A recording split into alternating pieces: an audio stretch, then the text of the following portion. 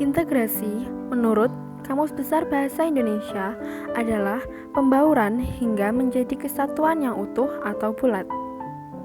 Lawan dari integrasi sendiri adalah disintegrasi, di mana menurut Kamus Besar Bahasa Indonesia, disintegrasi adalah keadaan tidak satu padu, keadaan terpecah belah, hilangnya keutuhan atau persatuan, dan perpecahan.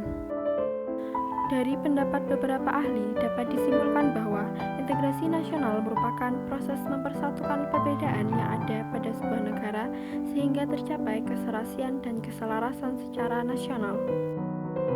Konflik antar suku Raibo dan suku Pulkma-Namka di Provinsi Hela, Dataran Tinggi Papua Nugini terjadi pada tanggal 10 Juli 2019. Konflik itu dipicu karena perebutan kekuasaan atas cadangan emas lokal di wilayah yang kaya akan mineral. Kedua kelompok suku itu saling bersengketa terkait pembagian wilayah dan kekayaan sumber daya di dalamnya. Beberapa contoh lain dari ancaman disintegrasi bangsa yang pernah dialami oleh Indonesia adalah adanya gerakan separatis yang bertujuan memisahkan suatu daerah dari naungan NKRI. Yang pertama, terdapat gerakan Aceh Merdeka atau GAM yang dibentuk pada tahun 1976. Gerakan ini bertujuan memisahkan daerah Aceh dari Indonesia. Terbentuknya gerakan dan timbulnya serangan dari GAM dilatar belakangi pada ketidakpuasan pemerintah daerah tentang keputusan dan peraturan yang dilakukan oleh pemerintahan pusat. Serangan-serangan ini akhirnya berujung damai setelah perwakilan gerakan Aceh Merdeka dan Republik Indonesia menandatangani Perjanjian Helsinki di Finlandia pada tahun 2005 yang salah satunya menghasilkan Undang-Undang Nomor 11 tahun 2006 tentang pemerintahan Aceh. Beberapa strategi yang dapat dilakukan dalam upaya mencegah disintegrasi bangsa adalah: pertama, memberikan pemahaman tentang patriotisme. Masyarakat harus mulai berpikir bahwa kepentingan negara lebih penting dibandingkan kepentingan pribadi maupun kelompok. Rasa cinta tanah air, rasa persaudaraan, dan jiwa Pancasila juga harus ditanamkan oleh setiap individu. Masyarakat harus menyadari bahwa apapun dan bagaimanapun kondisinya, Indonesia harus menjadi negara yang bersatu.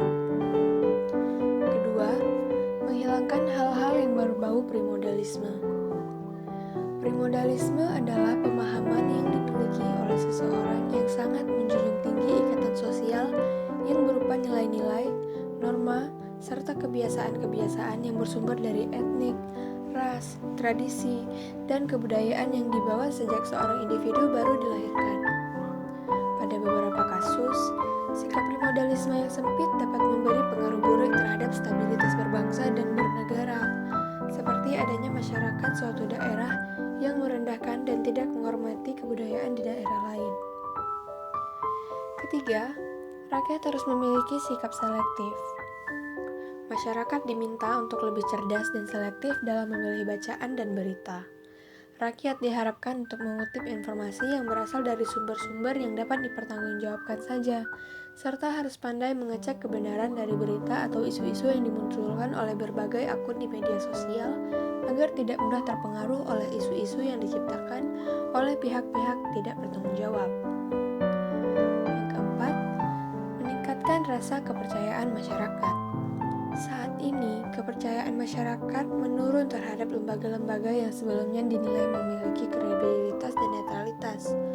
Untuk mengatasinya, pemerintah harus benar-benar mampu membangun kepercayaan mereka dengan penjelasan dan berbagai bukti yang dilakukan. Yang kelima, melawan berbagai gerakan separatis. Pemerintah harus melawan berbagai gerakan separatis yang muncul yang dapat mengganggu stabilitas negara. Tentunya, hal ini juga harus diimbangi dengan keterlibatan masyarakat di dalam mengakses berita tersebut. Pemerintah harus menjelaskan secara jelas mengenai gerakan yang mereka lawan berdasarkan bukti-bukti yang kuat.